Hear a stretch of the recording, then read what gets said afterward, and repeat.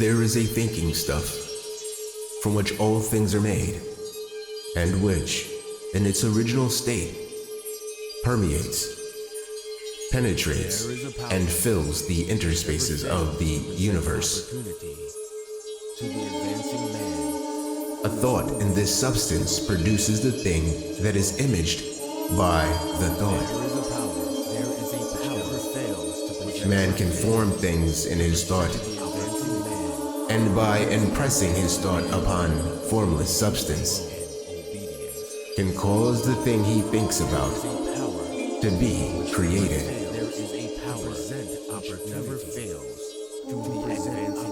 In order to do this, man must pass from the competitive to the creative mind.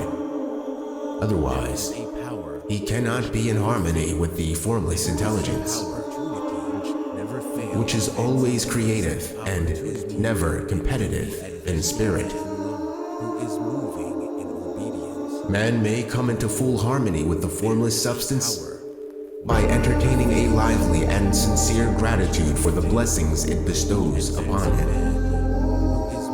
Gratitude unifies the mind of man with the intelligence of substance, so that man's thoughts are received by the formless. Man can remain upon the creative plane only by uniting himself with the formless intelligence through a deep and continuous feeling of gratitude.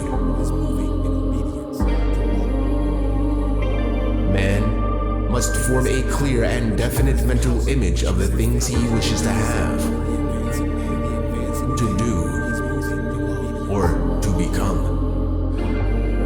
And he must hold this mental image in his thoughts, while being deeply grateful to the Supreme that all his desires are granted to him.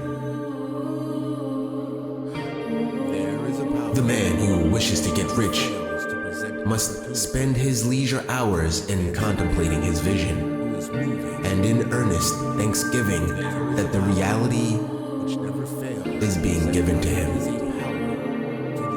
Too much stress cannot be laid on the importance of frequent contemplation of the mental image, coupled with unwavering faith and devout gratitude.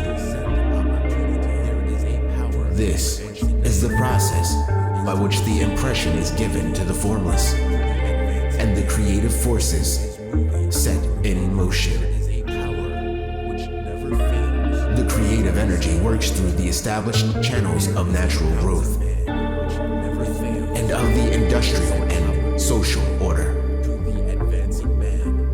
All that is included in his mental image will surely be brought to the man who follows the instructions given above, and whose faith does not waver.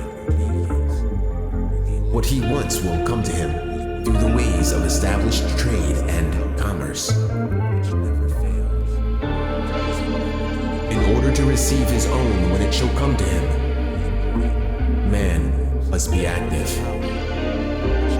And this activity can only consist in more than filling his present place.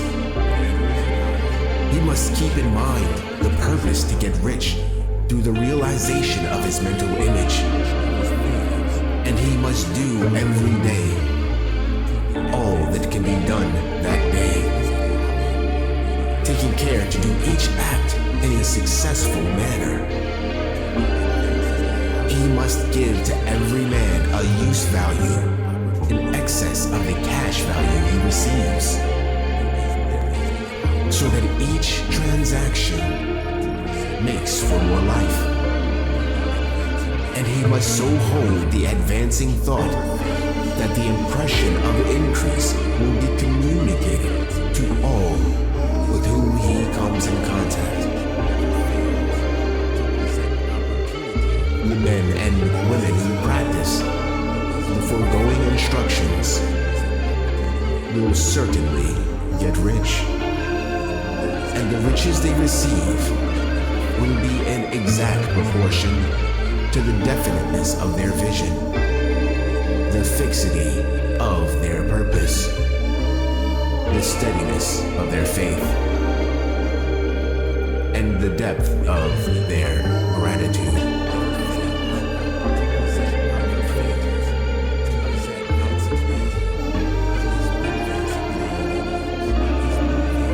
There is a power which never fails to present opportunity to the advancing man who is moving in obedience to law. There is a power which never fails to present opportunity to the advancing man who is moving in obedience to law. There is a power which never fails to present opportunity to the advancing man who is moving in obedience to law. There is a power which never fails to present opportunity to the advancing man who is moving in obedience to law. There is a power which never fails to present opportunity to the advancing man who is moving in obedience to law.